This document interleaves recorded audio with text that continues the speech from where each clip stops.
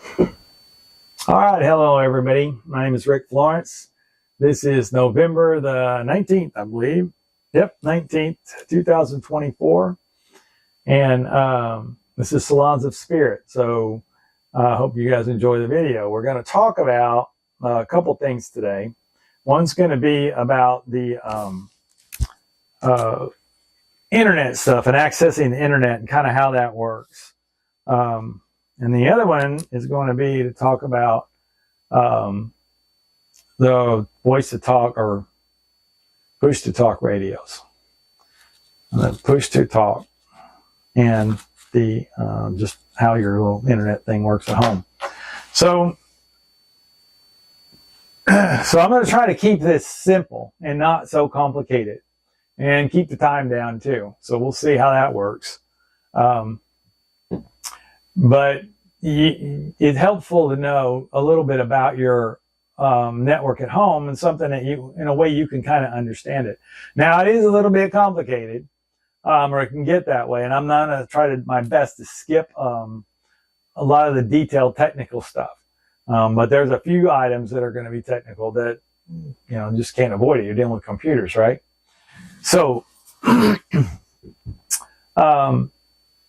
people talk about the internet being down and what that's all going to be involved in, and that's why it's helpful to kind of know a little bit about how they work. And maybe what I'll do is talk about at some point, and I don't know that I'll do it today, the internet down. So I'm going to make a note of that. We'll see how that works out. So your computer at home, whether it be a cell phone using the Wi-Fi or using the laptop using it, your Apple, your little iPad, any device that uses the network at home, is using a thing called a protocol called IP, which just stands for Internet Protocol. And think of it like language. Like somebody's German, somebody's English. Well, if they don't speak the same language, they can't communicate. So there are different protocols on the internet, and not on the internet, but out on in the universe. There was a whole bunch of them when the network stuff started at first that people were using. But it's gotten down to be IP, and IP has been around now since, I don't even know when it started. DARPA had a DARPA net, and the government stations and the educational system and stuff used that network for early day internet connectivity. And once the people all started doing their own network and internet building their own internet before there was an internet, the government popped up and said, "Hey, you guys can get on ours. You don't need to build your own." I think that was a mistake. We should have built our own. But so they let them on there, and then used to, the computers would be connected with modems, and you had a direct connection. The only way your computer could be hacked or monitored is if somebody got a wiretap on you, like they do with cell phones. But because we're now on the internet, everything goes to central points of presence, central locations. And there's some, they're all over the country, but there's not a huge number of them like there is a huge number of computers connected to it. So anyway, your house has got a device called a route. Everybody calls it a router. Okay, now I'm gonna draw this box here, because we're gonna make like little boxes and little functionalities. So we have the function right there, the router's in there. And now, if you notice, it has little places where you can put in your telephone jacks, like you plug in your Ethernet networks. So those are RG58s, what they are called. Telephone is RG11. That's technical, but you don't have to remember that. It's not going to be a test. So you have that device in here, and it has those little square holes in it. It might have one or two, or it might have four, but whatever.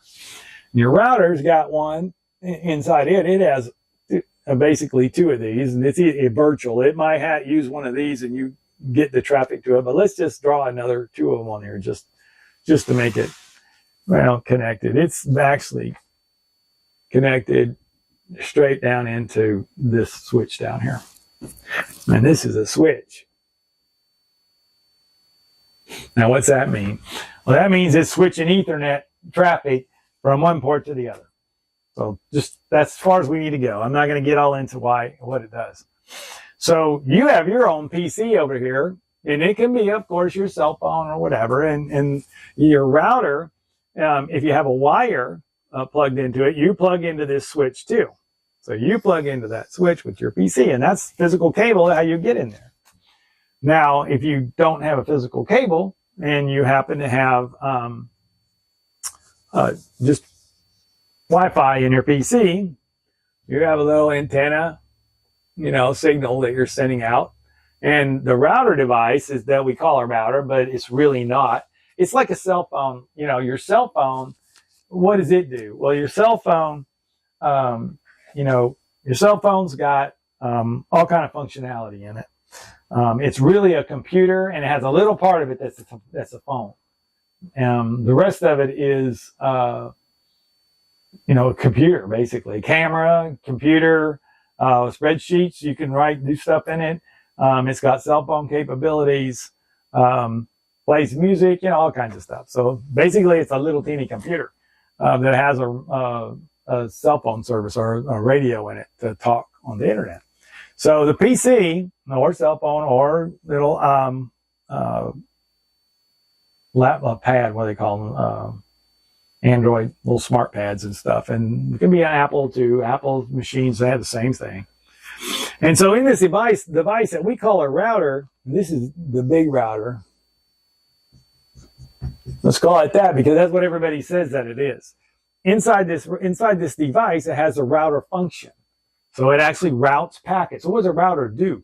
Router takes the traffic from your network and sends it out to the internet or to another network, really. But we're going to put a big I there for internet. So I have to write it out.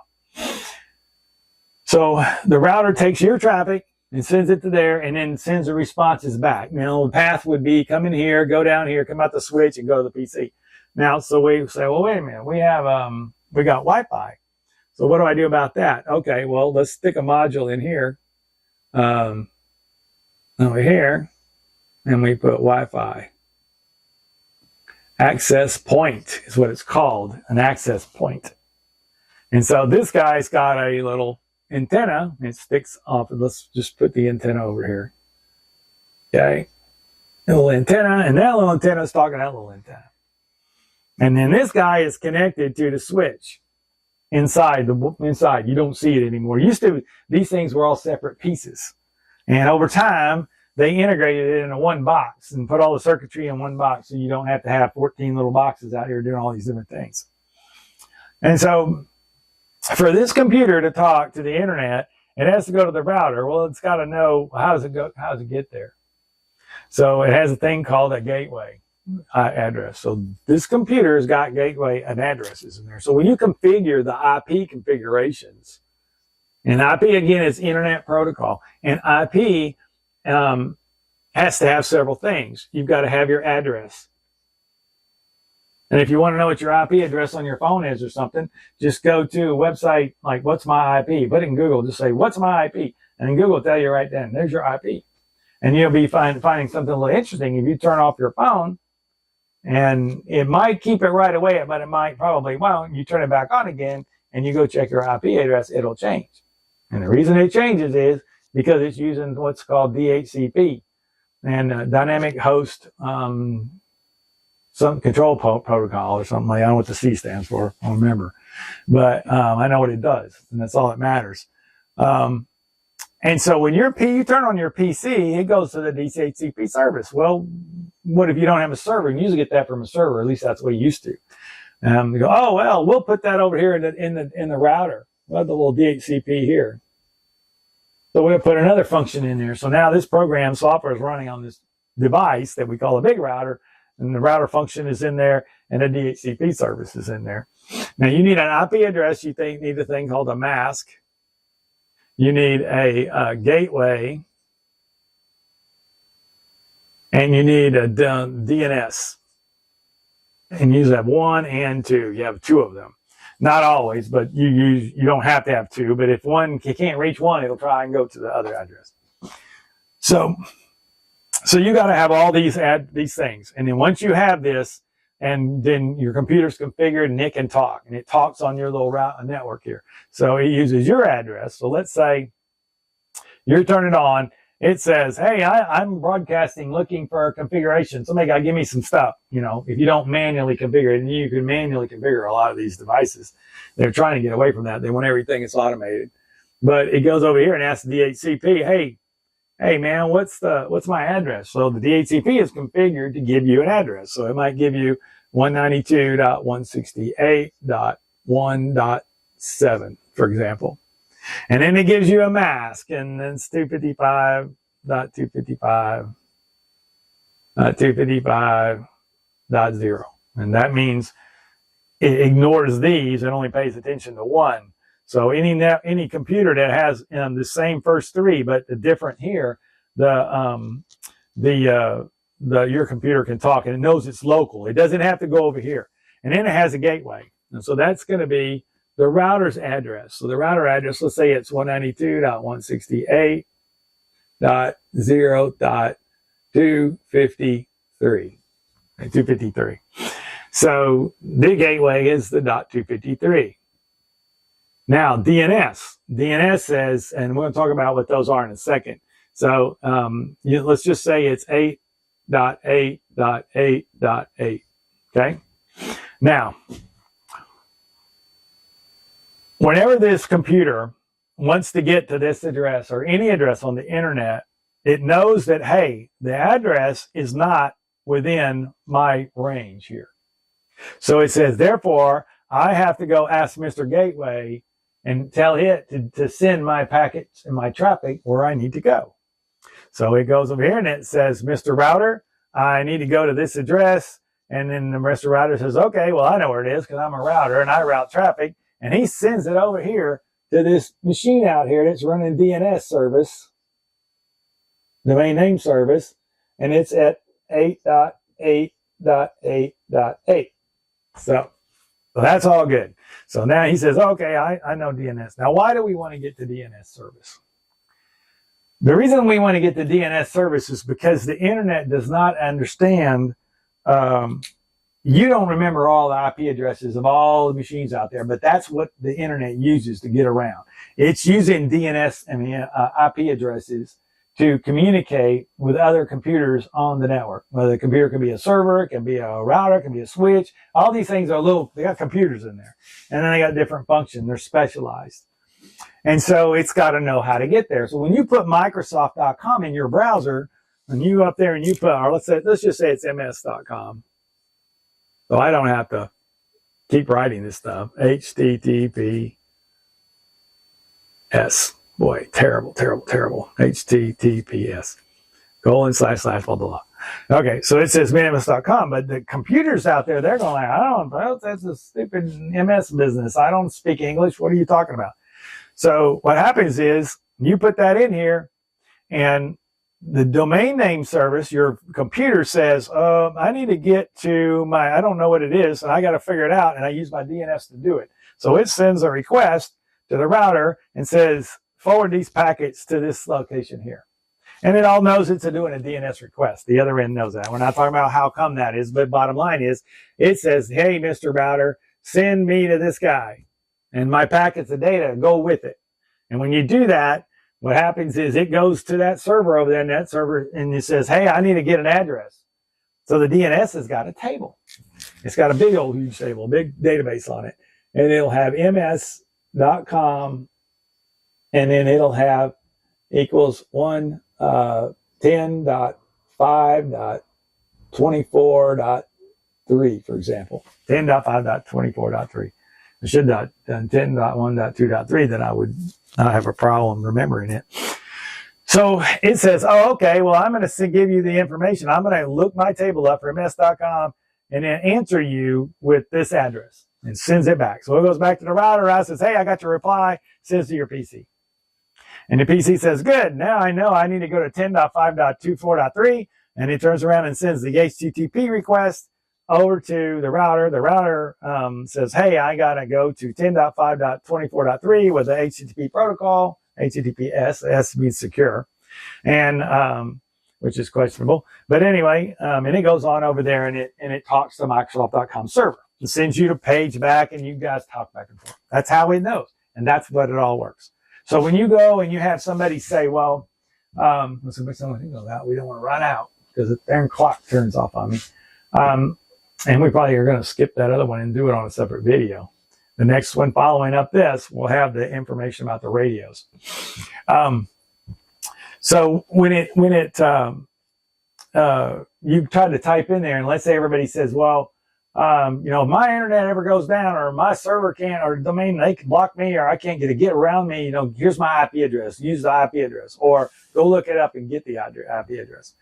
And then you can put it in your browser. So what they want you to do is, instead of your URL, which is universal, something, I don't remember what this thing, language, HTTP, you guys can look that up on S, and it's / right at the first,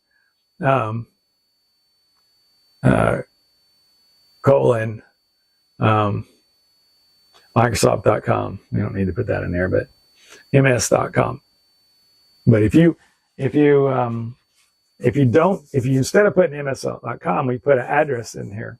So it's like this: HTTP :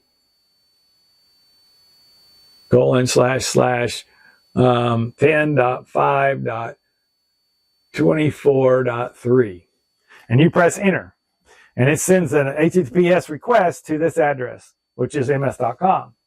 Now, here's the problem. A lot of times, websites are set up so that if you use the direct URL to get there, or IP address to get there, it won't talk back to you. Now, it didn't used to be that way a long time ago, but they're doing it because of security reasons. They want to make sure that you're coming from a legitimate, using the right address, you're not spoofing. So anyway, so for security purposes, they stopped letting the servers respond to HTTP addresses that use the IP address. And so that's a problem if you're trying to get around the thing being down by using the IP address. So if you have a site that you want to be able to get to, and they're telling you to use my IP address, you need to test it out like right away. And just, if you think you've got a list of IP addresses, oh, I'm good to go, I think I'll go over there and sit down and take those IP addresses and see if it actually works. But there's a good chance it won't, because I don't find too many of them working. So anyway, this is kind of how it works, and that's how you get to the internet. And knowing all this stuff is going to be important, or not knowing it all in depth, but kind of having a general feel for it is going to help in knowing about the radios. We're going to talk about the little push-to-talk radios. And Rapid Radio is one of the names out there. Everybody says, oh, it's a Rapid Radio. It's right. Well, Rapid's just a company that sells push-to-talk radio services. And then they tell you, oh, you don't have to pay a fee. It's all free and all that. But then, but there's a service fee for our phones or our system, whatever. So there's still the fee. But that's another issue. I hope y'all found this a little bit interesting. And we could go into this a bunch more, and we don't have much time to do that. But there's other things built into this box called a router. Firewall services in here a lot of times. Some URL filtering going to be in there. Things like that. And but I do want to tell you that your IP address will work on your printer. So if your printer is connected over here, and you want to just print to this printer, and it's got 192.168.1.10, the computer knows that, hey, it's the first 3 digits, so I only have to use 10 to get there. So it doesn't go to the router. It just goes to the switch, and it goes through the little Wi-Fi if you've got the antenna up here, or it goes this way, but it goes down up here, and it gets down to the switch and goes straight to the printer. It doesn't have to go out on there and DNS and all that other stuff. So anyway, that's how that works. I hope you guys have a great one, and I'll have the other video here in a minute. And please push that you like the video and subscribe if you haven't. And I will see you again in just a little bit. Hey everybody, I changed my clothes. Now, honestly, this is a day or so, a couple days later after the other video. So now it's the 21st of November, 2024. And I wanted to correct a couple things. And I'll be a little, I'll put them text in the main video. You'll probably have seen it already, to talk about in the same video. I'm going to merge them together so it's one.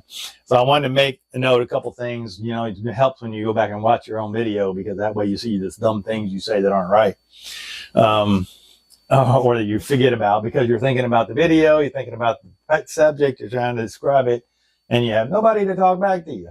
So anyway, this is a redraw of what I was talking about a little bit. I didn't put everything on here, but I wanted to point out a couple things. Number one, I put the 0 over here for that address, and that's not right. That would have been a 1, not a 0. And because the way it works is there's a mask in there. It basically says that if it's an address that matches this that you're looking for, then you don't go to the router. You don't need to go to the gateway, because you don't need a gateway out to anywhere. It's going to be local. So that's what the software does. So this is the gateway. It's really 1.253, because in order to get to it, you put it on the same network. So that it knows, oh, okay, I need to go over to this device here. And this device has 2 addresses. The internal one, which you're talking to, that's your gateway address, and it has an external one to the internet. So if you go on your computer to a website and you just type in what's my IP in Google or, DuckDuckGo or whatever, it'll come back and it has the option for you to click on one of them. I think Google actually shows you right away. Other ones will say, click on this address location, this website, and then it'll tell you what your IP address is. And it'll be something has nothing to do with these addresses. It looks completely different. And what it is, it's this address is what it's going to give it to you. So you can take your cell phone, and I did it just a few minutes ago. I took my cell phone and I put it on airplane mode. Well, first I did what's my IP with my phone browser. And then I wrote that down. And then once I wrote that down, then I turned around and thought, well, okay, now I'm going to wait. I just gave it a little time. And then I turned it back on, turned the hotspot back, the airplane mode off. So that now it goes out there and it talks to the internet and it says, hey, I need an address. And it gets a different one. So now your address is completely different. So when you're behind a router system or a firewall, and a firewall has router capability as well, then it'll get you a new one. So if your house is always giving you the same one and you want to change it for some reason, just turn off the router in the house. Wait a few minutes, and then turn it back on again. And you're most likely going to get a different address. Now, it's possible that the carrier could take your MAC address on your router. MAC address is a hardware address. It's built in. We didn't talk about MAC addresses, but this whole thing is all built like a layer cake. There's multiple layers in here. There's actually an IEEE model, a 7-layer model, OSI. Well, it's an OSI model. And the 7-layer, and it has all the different things in it. And I'm not going to go into that. But the bottom line is, if you turn off the router and then you turn it back on again, you're most likely going to get a different address. So people are saying, oh, we're going to track you down by your IP address and all that. Well, turn off your router, turn it back on, you'll have a different IP address. And so that'll work, and that's what that is. And I wanted to correct that. So like if the printer is a .1, you're a .1, whatever, it can go straight here and talk to you through the switch. Because, we talked about this being a switch right here. If I can pull off the right end of the thing. This is the switch in there where you plug in your little phone-looking thing, but it's bigger than a telephone jack. And you can either plug it in, or, printers also have, Wi-Fi, hotspot, whatever capability, and it would have its own address too. And then it's got to talk to the AP. He talks to the AP, and then they talk back and forth through the AP directly. It does end up in the switch, but nevertheless, it comes back out. The switch will go, oh, you need to go to the AP, so it sends it there. Because used to, we would have a little box out here called the access point, and we would have a wire, and it has a little jack on it, and we have a wire connecting the two like that. Instead of doing that, they just use electronics and local and got rid of that part, and it's now inside. So that's the thing I wanted to tell you. Yeah, that's it. So this will be tacked on the end of the video. please like and subscribe and pass on to anybody and that you think might find this interesting. I might want to know a little bit of something without having to be a big expert about how it works. That's kind of my goal. I mean, y'all are not abundant. Well, you might be some IT people out there, but probably won't stand through and watch all this because you know it already. But excuse me. But I'm trying to make an effort to go into some technical stuff, but it lets you kind of have some understanding of it, even if you don't know anything about computers or networks and all that, and you kind of want to know a little bit about how it actually works under the sheets. Because today, you know, computer training classes and all that, it's not what it was when I went to school. When I went to school, my first class was in 1975, and it was advanced math is what they called it. I'm not a math wizard, but I know some math and some things about how you have to use hexadecimal and all this. We can maybe go into that one day if somebody wants to know about it. But the bottom line is they taught you how the thing works. They taught you, you know, what your hard drive is and how it works. And when they didn't have hardware PCs at the time, they had big, huge machines. And I worked at Texas Instruments and at one point for 7.5 years. And I went into the big data center over at Texas Instruments in Dallas at US 75 and 635 in the northeast corner. There is a big facility, and they had a data center room in there. And you know what's interesting about this is that was a long time ago. That was 1980. Let's see, it would be 83. They had voice. They knew you go in there and they had voice stuff and everything in their data center already. They had some high-tech stuff that you didn't see it anywhere else. It was just in that one place. Because I went in that computer room and you would go in one door, the other one's locked. You go in there and tell them who you are or whatever. And then I remember being freaked by like, whoa, how do you know what I sound like? And then they let me go into the room. And it was a big, huge thing. Probably, I don't know how long to tell you how big it was. But they had the operators in there. And what their job was, they operated the big mainframes. And so they were just putting, we call them jobs. It's called batch processing. And what you do is you just say, okay, I have a program. You submit the program, you hit go, and it runs it. And then when it's done, it prints out your results and it has maybe updated databases and stuff like that. And so at some point, you'd need get a file, and it's on a tape. It's not on a hard drive. A lot of the data is stored on tape because hard drives are very, very expensive back then.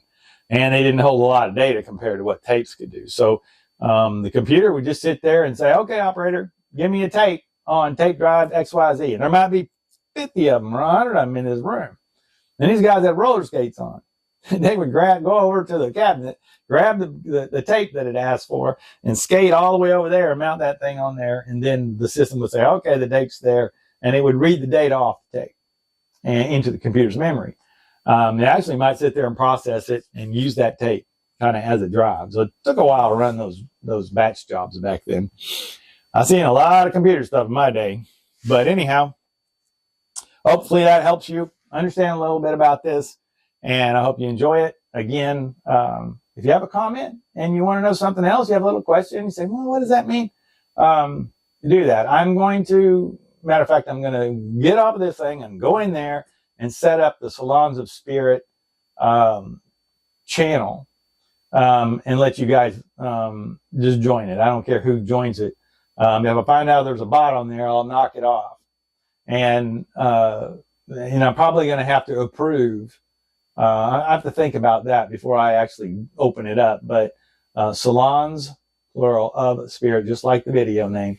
And the groups are already there and the channel's out there already, but I haven't got anybody in it. And, but I want to be able to do that for people who want to ask questions or connect that don't actually have, or don't want to have, YouTube, accounts or, Rumble accounts, or I think I'll do Spotify eventually. Because, some people just don't want to be known about on the internet. They just want to look around. So that's fine.